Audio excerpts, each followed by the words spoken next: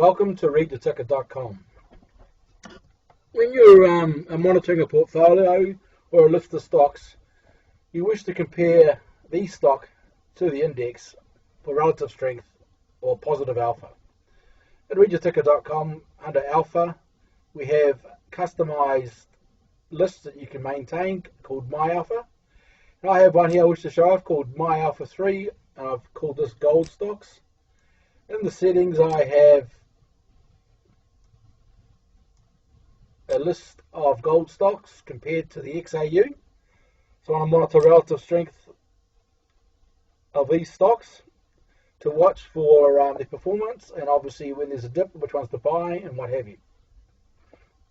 So down here I have some performance charts based on day, week, 2 weeks, month, what have you. Some ranking tables on how well relative strength has performed. Let's make that a bit bigger.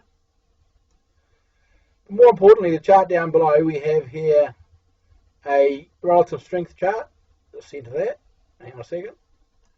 Here we have BVN, which is the black line. That's the performance over 2 years. This is the percentage performance. So it starts there at 0 and wiggles around and comes up here. And down below here we have the red line, or the light red line, is XAU. And the ratio, or the comparison between the two, is the purple line, and the dotted line is just an average of that.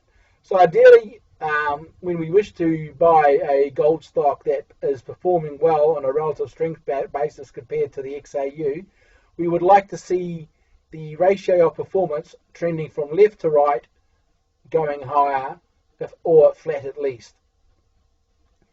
So I'm scrolling down. Obviously, this gold stock's based around January this year. It took off.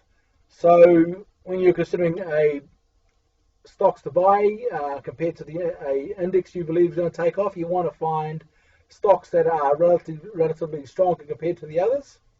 This is a methodology of doing it. So what we do is we scroll down our alpha pages. Yeah, this is all customizable. And looking for strong relative strength stocks. I like to look at that one, AE, so I would tag that. And when I tag that, it ends up in a box up here. So that's good. So I like to look at that one. I'm scrolling down here, so I like the relative strength. Here's another good one. What's this one? I'm looking between left and right to about here before the gold stocks took off. This is what I did about 6 months ago. I tagged that one. That one fell off a bit. See, the relative strength came down a bit there. I said, oh, maybe that's a maybe, but didn't really want to look at that. Here's another one I looked at. And here's another one. That wasn't too bad either. I think I looked at that as well. We'll take that just in case. Yeah, I looked at that one, but it didn't take off, but we still looked at it.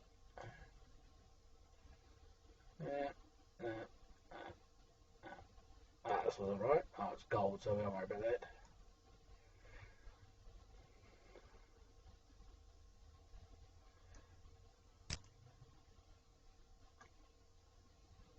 Right, so after I selected the best performing gold stocks relative to the XAU, I went back to my table, filtered that, turned on the filter, those are the stocks I selected, reloaded the page with only the stocks I've selected.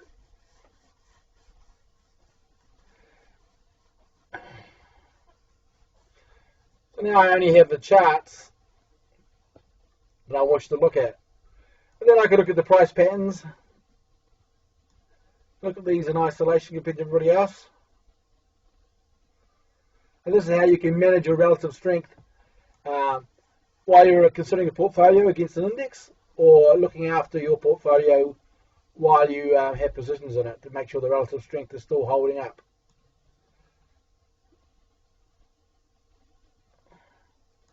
As you can see here, this is a good one. Here we had a sideways pattern XAU, but this particular stock was already on the tear up, so that was a gimme. Very strong relative strength.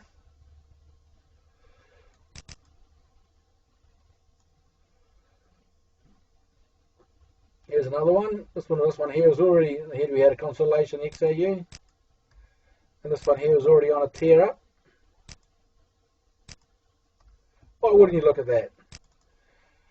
With the Wyckoff logic, they ask you to consider the index, consider the sector, and then consider the leading stocks within the sector.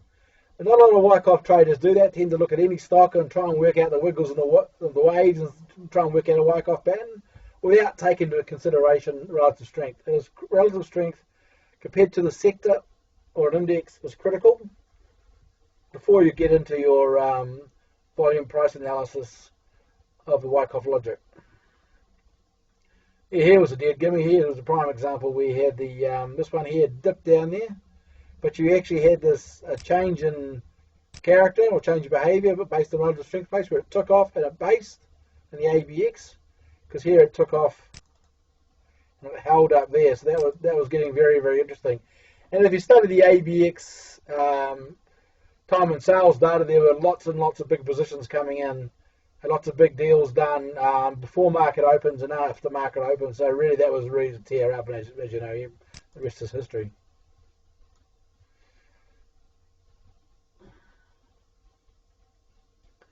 So once again, to monitor relative strength against an index or a sector is critical on your steps to analyse a chart relative to Wyckoff. The trick is to have the functionality and the tools allowing you to do that. So you can look at 40, 50 stocks pretty quickly to keep an eye on sectors versus the main index or stocks within a sector. Within readtheticker.com you can build your own lists, as I showed here. You can load up to about 40 stocks relative to the index or what have you, so you can analyse. Thanks for watching.